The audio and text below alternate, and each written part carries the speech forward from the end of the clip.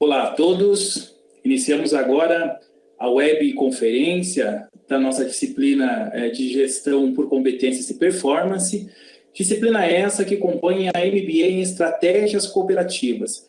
Sejam todos bem-vindos, estamos encerrando a disciplina e após termos trabalhado todos os assuntos, os conceitos, os aspectos práticos relacionados ao nosso tema, temos logo mais a nossa avaliação final da disciplina.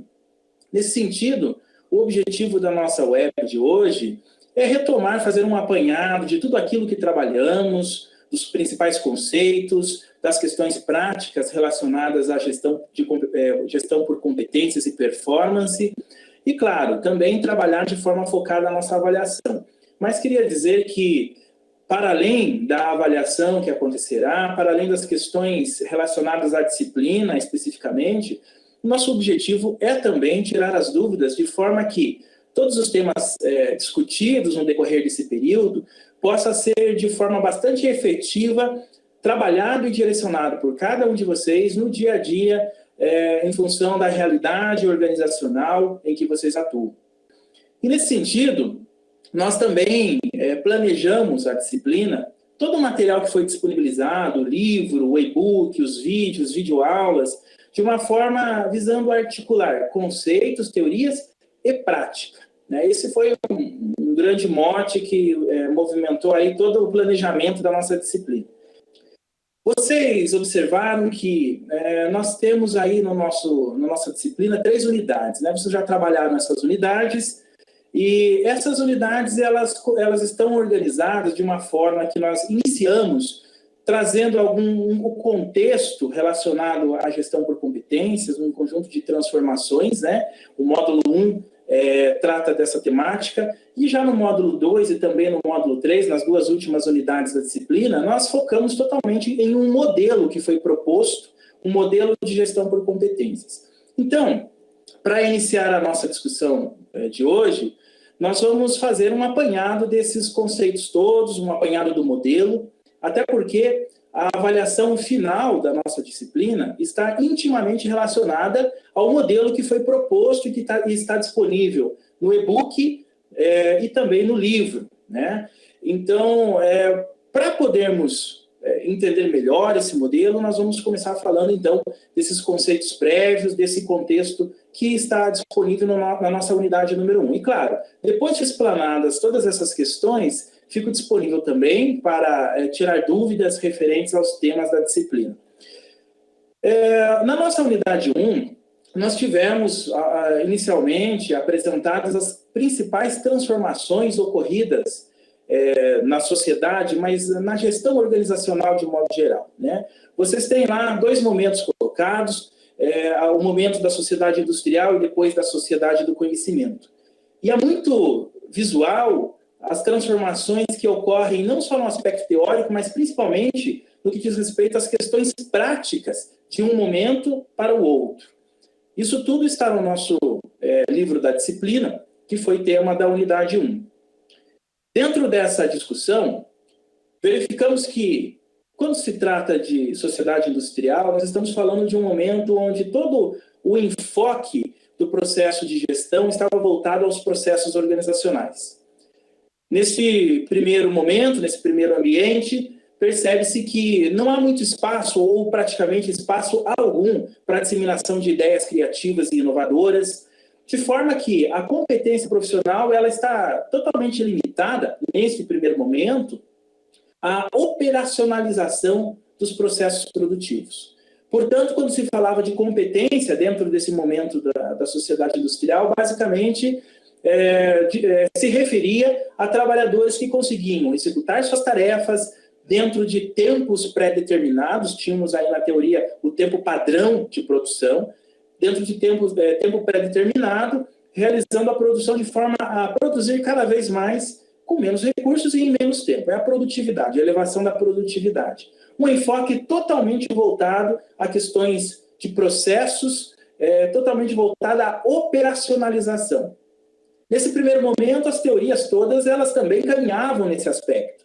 Aliás, teorias importantes, que até hoje têm sua importância na literatura, Temos aí, nesse momento, as teorias de Taylor, Fayol, que são os precursores da administração científica, a teoria clássica da administração, e que trazem as bases teóricas para esse modelo industrial que vivenciava-se àquela época.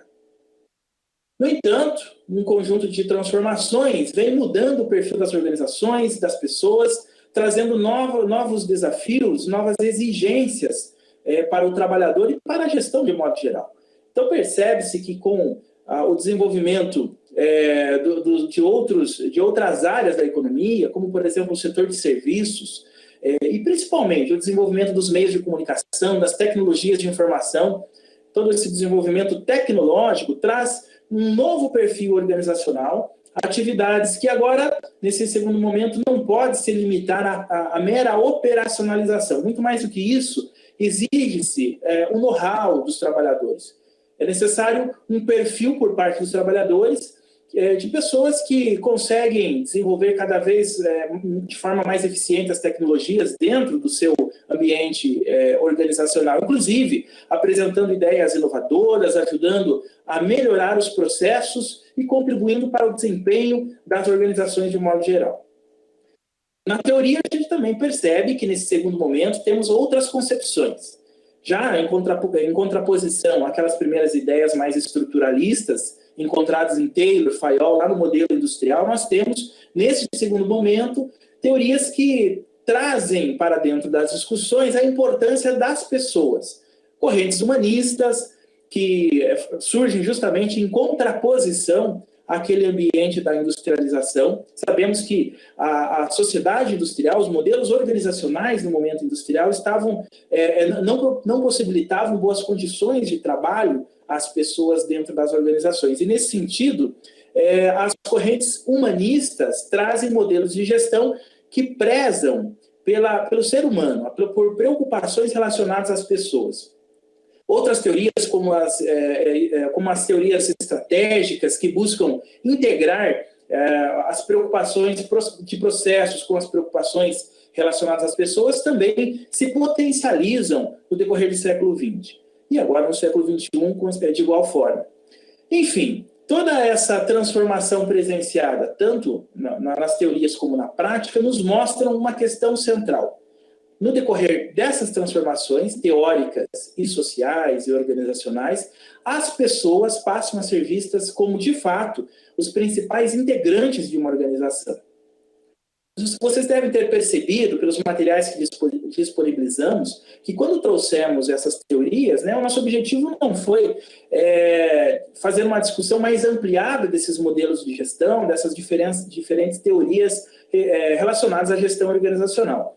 O que queríamos mostrar com esse desenvolvimento teórico que foi apresentado na disciplina era justamente que o conhecimento, as competências, o know-how, esses elementos vinculados ao capital intelectual passaram a ganhar um espaço cada vez mais estratégico dentro das discussões sobre gestão, sejam as discussões teóricas como as práticas extraídas da realidade organizacional.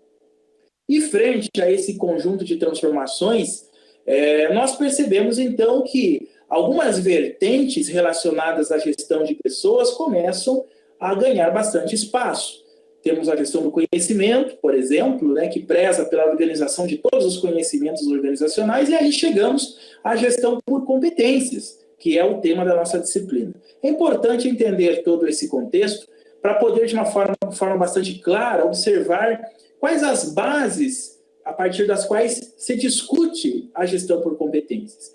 E essas bases estão relacionadas às preocupações em criar ambientes cada vez mais colaborativos dentro das organizações, ambientes focados à inovação e, dessa forma, poder envolver todos os colaboradores, não apenas os gestores, mas todos os colaboradores de todas as áreas da organização, para que cada um deles possa colocar seus conhecimentos e suas competências a serviço da organização.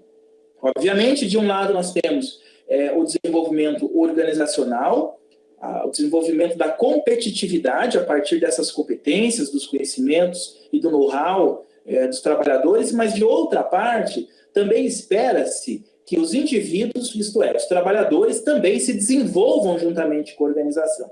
Então, quando nós falamos de gestão por competências, nós estamos falando de um modelo que busca não apenas uma melhor performance da organização frente a seus objetivos de mercado, por exemplo, mas também buscamos desenvolver as pessoas. Por isso que o tema gestão por competências está muito ligado à gestão de pessoas. Gerir competências, na verdade, é gerir pessoas. E aí, a partir dos processos de gestão de pessoas, conseguir potencializar as competências dos colaboradores e poder torná-los mais aptos para contribuir ao desenvolvimento organizacional. Basicamente, é esse o pano de fundo, o contexto a partir do qual se discute a gestão por competências, que foi o tema tratado na nossa primeira unidade da disciplina. Ainda na primeira unidade, nós tivemos alguns conceitos colocados e discutidos, conceitos esses aí sim, mais focados propriamente à gestão por competências. Vocês acompanharam nos nossos materiais, por exemplo, a diferença entre competência individual, a competência profissional, a competência coletiva e também a competência organizacional. Todos esses temas foram tratados na nossa primeira unidade. Sobre isso, é importante ter muito claro a diferença, por exemplo, entre a competência profissional e a competência coletiva. Para a gente retomar esses conceitos e preparando aí a discussão para o modelo, né, de gestão por competências, observa-se que a competência individual, ou melhor, a competência profissional, é a competência de uma pessoa colocada a serviço da sua organização dentro de um determinado ambiente de trabalho. Então, quando um profissional, dentro da sua organização, consegue colocar todo o seu potencial em favor de resolver situações dentro da empresa, dentro da organização, ele está desenvolvendo a sua competência individual profissional. A partir dessa lógica, poderíamos pensar que a competência coletiva seria um conjunto de competências individuais. Na verdade, a competência coletiva é muito mais do que isso. Nossos materiais demonstraram e explicaram que quando se fala de uma competência coletiva, nós estamos falando da articulação, não apenas do somatório, mas da articulação, da harmonização de um conjunto de competências de várias pessoas. Lá no nosso material, nas nossas videoaulas, nós usamos o exemplo de um time de futebol, que é bastante visual quando se fala deste tema. No time de futebol você tem atacantes, por exemplo, e defensores. Não basta ter atacantes competentes se não temos também defensores competentes, e vice-versa. Precisamos desenvolver competências nas diversas áreas do campo para que possamos ganhar o jogo. Esta mesma realidade é presenciada quando se fala de uma organização. Nós temos várias funções dentro de uma empresa, dentro de uma organização. Temos a área de marketing, temos a área de produção, temos a área de vendas, por exemplo, né? As vendas estão relacionadas com o marketing, mas nós temos especificamente aquele profissional que cuida da publicidade, a visualização da marca, de levar até o consumidor, até o mercado, as ideias da empresa, e também temos aquele profissional que cuida mais diretamente do atendimento ao cliente, vendendo o produto ou serviço. Fazendo a analogia com o time de futebol, uma organização precisa desenvolver competências em todas essas áreas. E essas competências precisam estar harmonizadas. Todos os profissionais precisam trabalhar de forma focada nos mesmos objetivos, que são os objetivos estratégicos. É nesse sentido que surge a competência coletiva. A competência coletiva ela é resultante, então, dessa harmonia de todas as competências individuais, profissionais necessárias para a organização. E no decorrer do tempo, na medida em que essas competências individuais e coletivas vão se consolidando, a organização vai se tornando mais competitiva e vai adquirindo o seu know-how. Esta é a competência organizacional. É muito importante entendermos essas diferenças, porque no momento de elaborarmos o plano de gestão por competências, nós precisamos estar muito focados onde nós queremos chegar, quais são as competências individuais, quais são as competências coletivas que precisam ser desenvolvidas. É a partir daí que os profissionais da área de gestão de pessoas podem planejar as ações para desenvolver a gestão por competências, de forma focada aos objetivos organizacionais. Tudo isso foi discutido na primeira unidade da nossa disciplina. Na sequência, nós tratamos nas unidades 2 e 3 do nosso modelo, né, um modelo de gestão por competências. E esse modelo, inspirado em uma série de estudos, em uma série de autores, ele é desenvolvido a partir de 6 principais etapas. Importante lembrar que quando se fala de modelo, nós não estamos falando de uma fórmula pronta. Os modelos, eles nos trazem alguns passos importantes, eles são concebidos a partir de teorias, mas, obviamente, precisam ser pensados e organizados dentro da realidade de cada uma das organizações. Dito isso, nós começamos agora a entrar no desafio lançado por meio da nossa avaliação final.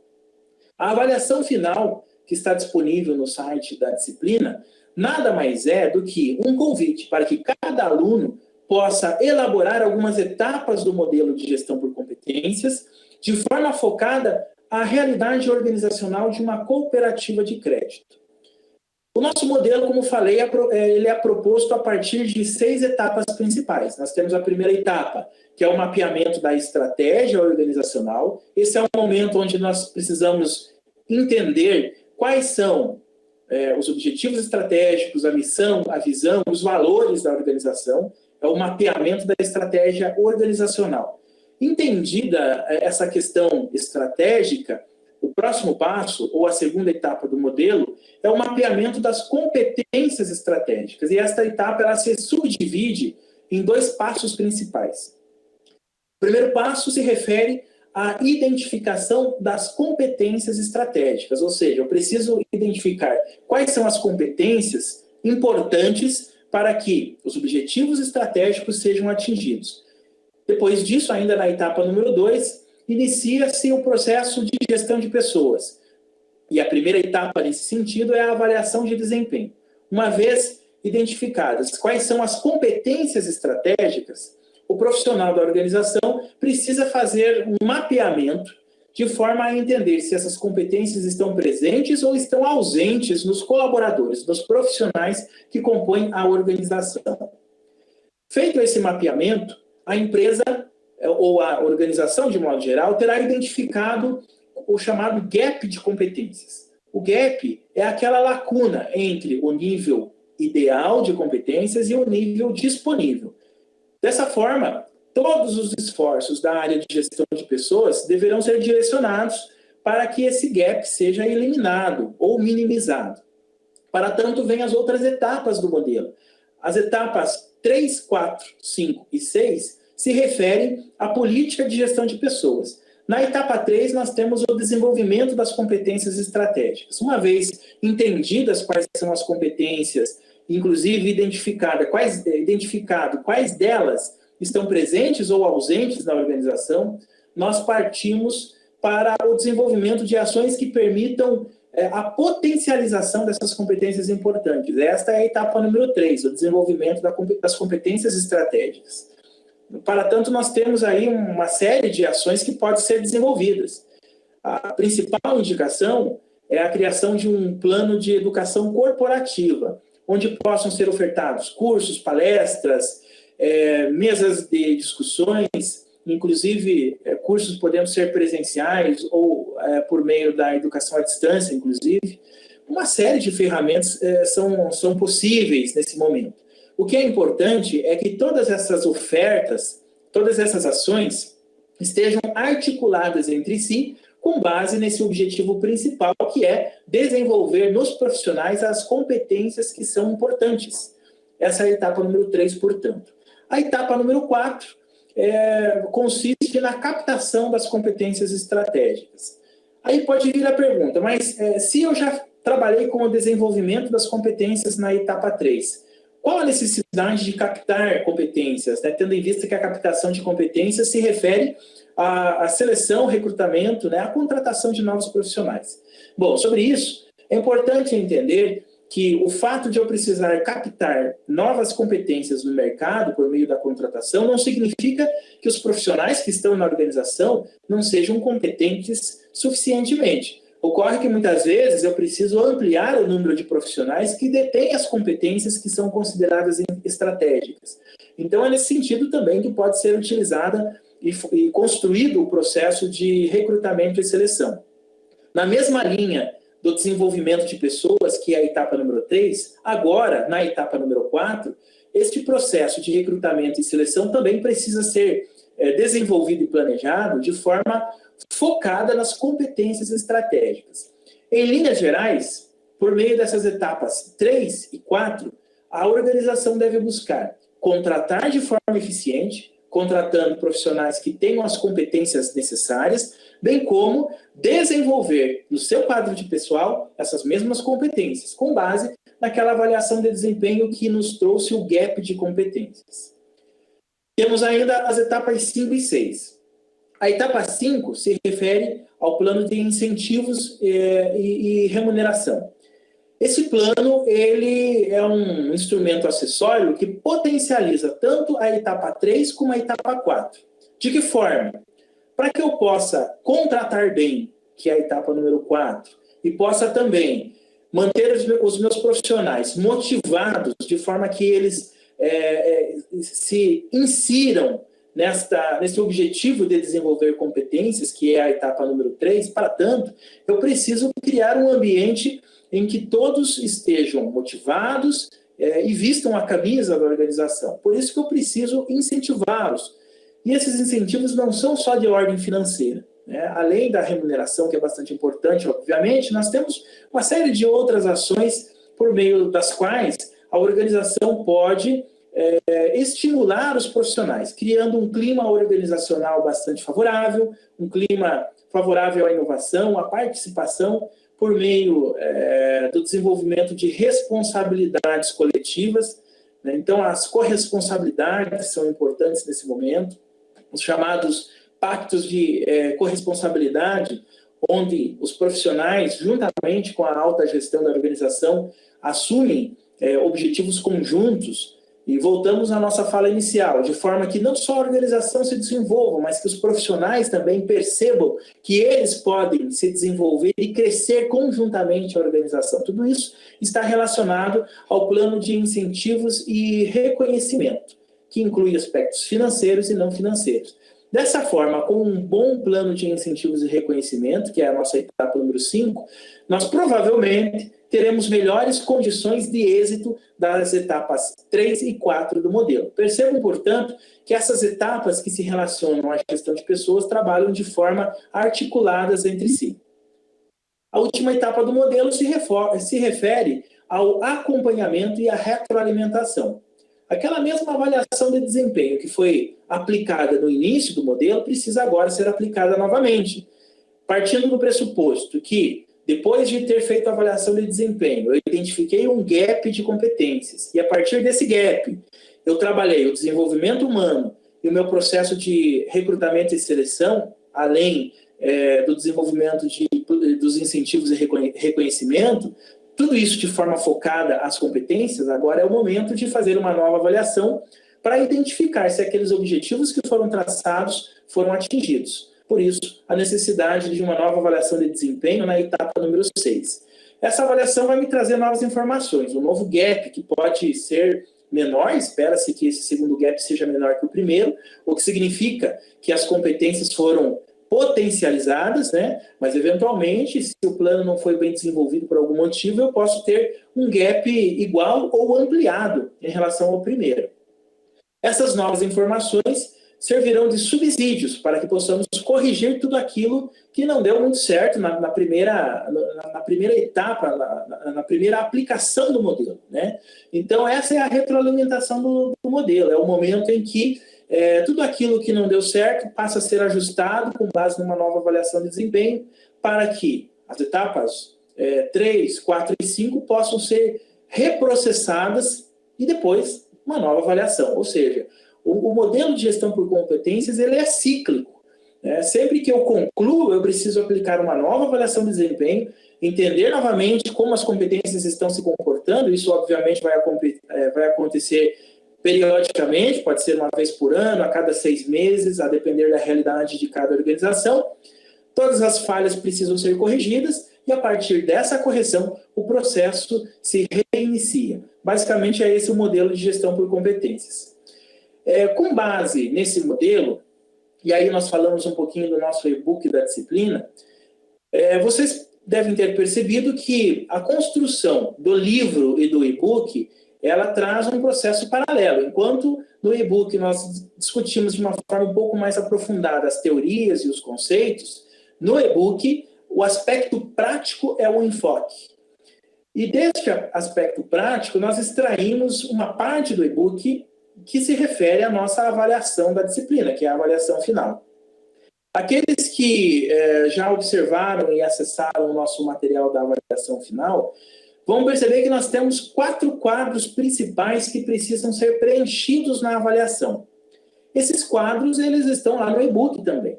O e-book traz um total de 8 quadros. Então, desses 8 quadros, 4 deles se referem à nossa avaliação final. Os quadros do e-book, eles seguem justamente essa construção de algumas etapas do modelo de gestão por competências. Esse conjunto de quadros estão relacionados à etapa número 1 e também à etapa número 2. Isso significa que a avaliação final que vocês desenvolverão estará focada nesse primeiro momento do modelo, nas etapas 1 e 2. Por que nós focamos a etapa 1 e 2? Essas etapas, elas estão relacionadas ao levantamento das informações estratégicas e à delimitação das competências essenciais. O que se observa é que, muitas vezes, quando a área de gestão de pessoas desenvolve um modelo de gestão por competências, um dos motivos principais de falha, né, nesse modelo de gestão acaba sendo o desenvolvimento de um plano de ações que não atende aos objetivos estratégicos. Então, o que acontece? Em casos como esse, a área de gestão de pessoas desenvolve todo um plano de educação corporativa, um modelo de recrutamento e seleção, um plano de incentivos e reconhecimento. No entanto, os objetivos dessas etapas da gestão de pessoas acabam não tendo uma relação com os caminhos que a organização pretende trilhar, que são os objetivos estratégicos. É nesse sentido que nós buscamos, tanto no e-book como também na nossa avaliação final, focar predominantemente essas etapas iniciais, que são as etapas que trabalham com esse levantamento estratégico. Nesse sentido, lá no e-book da disciplina, os primeiros quadros que vocês têm, os quadros 1 e 2, eles compõem a nossa avaliação. Então, como que vocês vão desenvolver a avaliação? Para preencher o quadro número 1, vocês precisam, primeiramente, recorrendo ao e-book e também ao livro, entender que nós temos ali uma proposta de uma cooperativa de crédito, que na nossa avaliação final está tratada como a cooperativa referência. Essa cooperativa, ela tem uma missão e uma visão hipotéticas que foram colocadas no nosso material e tem valores, né? Os valores como ética, a sustentabilidade, a excelência, a responsabilidade social. Com base nesses valores, vocês têm lá no material a missão e a visão dessa cooperativa. A missão, que é construir um relacionamento de confiança com o cooperado, promovendo o desenvolvimento desse cooperado a partir de soluções financeiras de excelência. Essa é a missão proposta. E a visão, que é ser referência no ramo financeiro e promover o desenvolvimento do cooperado e também de seus empreendimentos. Com base nessa missão, nessa visão e nesses valores, o passo inicial que vocês precisam dar no trabalho de avaliação é desenvolver os objetivos estratégicos. Dentro da nossa avaliação, né, vocês estão sendo colocados no papel de consultores que foram contratados por essa cooperativa referência e vocês precisam desenvolver esses objetivos estratégicos, bem como apontar quais são as competências estratégicas. Esse é o formato do nosso trabalho, desenvolvimento dos quadros que permitem a construção de objetivos e competências estratégicas. Por isso que, para desenvolver essas questões todas, vocês precisam seguir o passo a passo que está apresentado de forma detalhada no e-book da disciplina, para dessa forma preencher os 4 quadros que compõem a nossa avaliação. Nesse sentido, o primeiro quadro é a apresentação dos objetivos estratégicos. Vocês têm alguns exemplos, né? O quadro já traz 4 objetivos principais, objetivos esses que são importantes para que a missão e a visão da cooperativa referência sejam atingidos. Qual é a meta de vocês nesse quadro número 1? A meta é construir mais 3 objetivos estratégicos, lembrando que cada objetivo tem que ser focado à missão e à visão da cooperativa.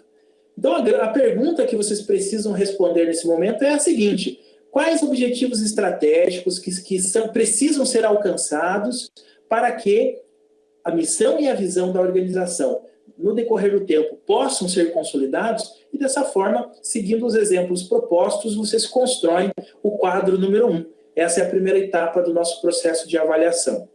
A partir do momento que vocês constroem os objetivos estratégicos, o próximo passo, e aí vem o quadro número 2, é construir indicadores de desempenho. Por que os indicadores são importantes? Porque são esses indicadores que permitem entender no decorrer de um período de tempo, se os objetivos estratégicos que vocês construíram estão ou não sendo atingidos. Nesse sentido, nós trazemos um determinado exemplo. Vamos pegar o objetivo número 3, do nosso e-book e também da avaliação. O objetivo 3 é promover o desenvolvimento dos cooperados e de seus empreendimentos. É um objetivo que foi colocado no material como exemplo e que ele aparece também nos próximos quadros. O quadro número 2, na ideia de estabelecer um indicador de desempenho, traz como um indicador possível o número de cooperados que atribuem o seu desenvolvimento financeiro à relação com a cooperativa. Isso significa dizer que quanto maior o número de cooperados que entendem que as atividades que eles desenvolvem a partir das relações com a cooperativa contribuem para o seu desenvolvimento pessoal, significa que o objetivo número 3 está sendo atingido nesse sentido. Dessa forma, para cada um dos objetivos que vocês apresentarem no quadro número 1, vocês precisam apresentar pelo menos um indicador de desempenho no quadro número 2. Em linhas gerais, esses indicadores que vocês vão colocar no quadro número 2 precisam dar conta da mensuração dos objetivos já apresentados no quadro 1. Lembrem-se que todas as explicações teóricas constam no nosso livro e também no e-book, que trazem materiais esses que trazem os exemplos que devem ser seguidos em toda essa construção. Na sequência, o terceiro quadro que precisa ser preenchido no nosso trabalho de avaliação se refere ao quadro número 5 do e-book. Os quadros intermediários, que são os quadros 3 e 4, trazem as explicações metodológicas de como construir o quadro número 5. Este quadro 5 se refere à identificação das competências estratégicas. Lembrando que no quadro 1 nós conseguimos destacar quais são os objetivos estratégicos.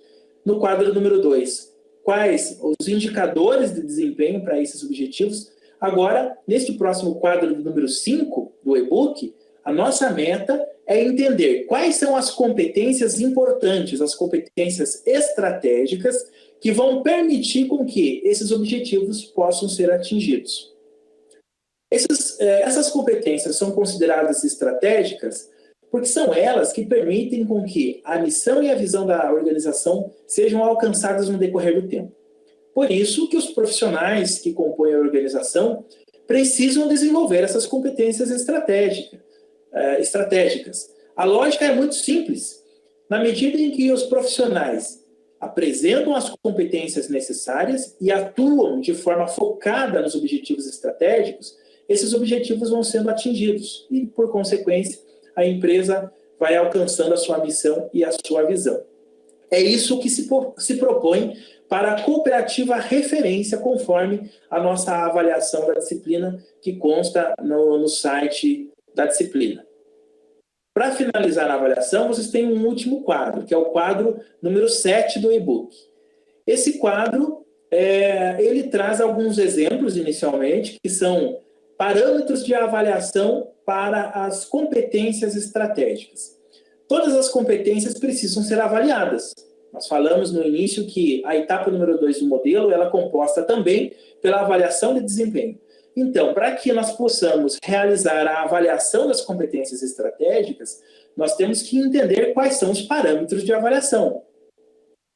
Esse é o objetivo do nosso quadro número 7. Dessa forma, construindo esses 4 quadros, nós estaríamos consolidando todo esse material de base, esse material inicial para a construção do modelo de gestão por competências. Ou seja, nós estaríamos disponibilizando para essa cooperativa referência quais os objetivos estratégicos que a cooperativa deve seguir, incluindo as metas para que os objetivos, indicadores e metas para que os objetivos possam ser mensurados.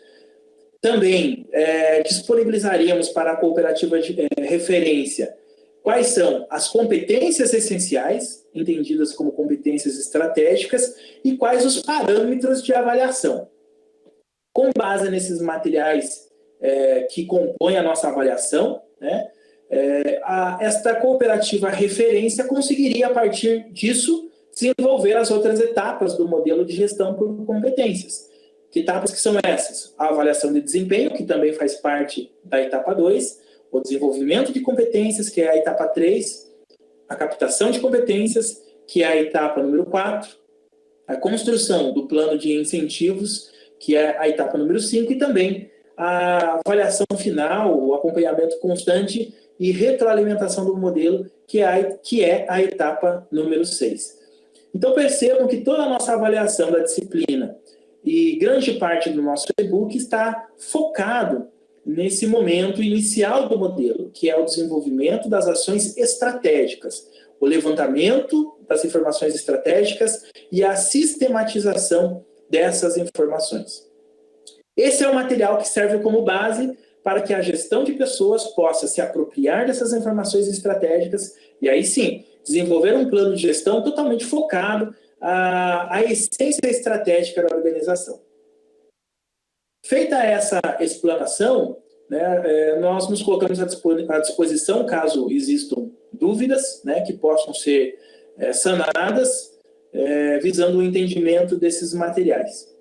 E para começar, eu falo de algumas dúvidas que no decorrer, do decorrer da disciplina foram surgindo. Uma delas se refere à construção do quadro número 3, que é a delimitação das competências estratégicas.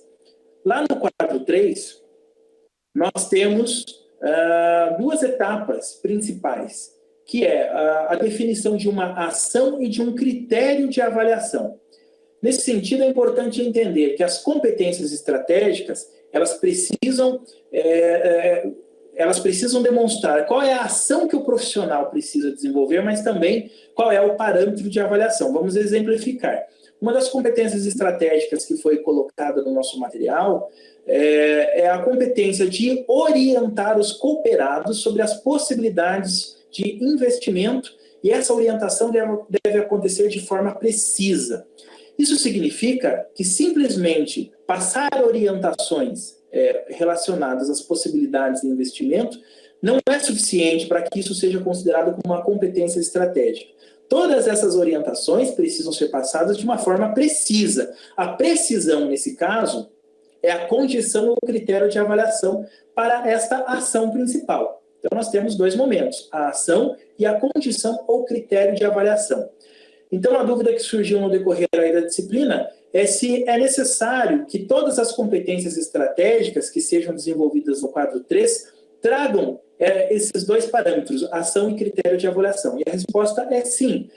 Até porque esses critérios de avaliação que são apresentados no quadro número 3, eles também servem para compor a avaliação de desempenho, que é o que nós vamos verificar lá no último quadro, né? no quarto quadro da nossa avaliação da disciplina, que se refere ao quadro 7 do e-book.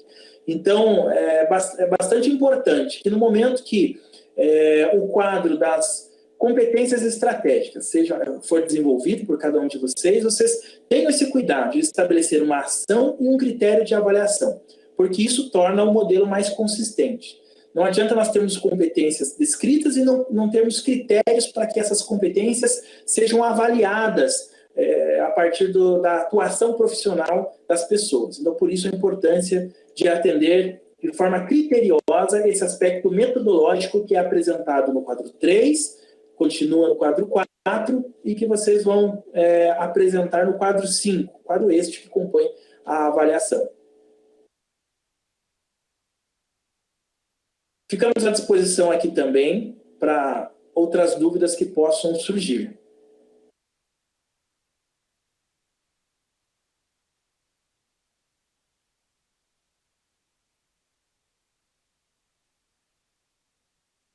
Não existindo dúvidas adicionais nesse momento, nós encerramos aqui essa explanação que foi focada principalmente para o desenvolvimento do nosso trabalho de avaliação, mas retomo aqui a fala inicial, né? Muito mais do que simplesmente desenvolver o processo avaliativo, esperamos que, a partir desse entendimento prático de como construir um modelo de gestão por competências, né, que é o nosso e-book, o nosso livro e todos os demais materiais procuraram demonstrar. A partir desse passo a passo, o que nós queremos é capacitar cada um de vocês para que no dia a dia dentro da organização, possam identificar quais são as insuficiências, quais os processos que precisam ser melhorados e quais as competências que precisam ser desenvolvidas. Sempre de uma forma bastante articulada aos objetivos estratégicos da organização. É importante sempre lembrar que essa sintonia precisa existir. Toda a gestão de pessoas, a partir da gestão por competências, precisa canalizar seus esforços para o atendimento das estratégias organizacionais. Nesse sentido, desejo êxito e sucesso na nossa avaliação, que está disponível. Eu continuarei à disposição para eventuais dúvidas e os nossos tutores de igual forma no decorrer desses dias. E desejo muito sucesso na aplicação de toda essa temática dentro do ambiente organizacional em que vocês atuam. Esse é o nosso objetivo, trazer essas práticas, essas boas práticas de gestão de pessoas e poder aplicá-las dentro das nossas organizações, contribuindo para que a organização se torne mais competitiva e se destaque no seu ramo de atuação. Uma boa noite a todos, continuamos à disposição.